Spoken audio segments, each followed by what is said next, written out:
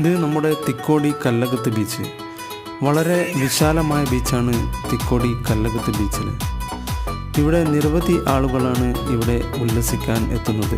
കഴിഞ്ഞ ദിവസം ഒരുപാട് ദൂരത്തേക്ക് കടൽ ഇറങ്ങിയതിനെ തുടർന്ന് വളരെ വലിയ വിശാലമായ ഒരു തീരം രൂപപ്പെടുകയും നിരവധി ആളുകൾ എത്തുന്ന ഒരു കാഴ്ചയാണ് നമുക്ക് കാണാൻ സാധിച്ചത്. ഈ മുതിർന്നവരും കുട്ടികളും അടക്കം നിരവധി ആളുകളാണ് ഇവിടെ ഉല്ലാസത്തിനായി എത്തിയത്.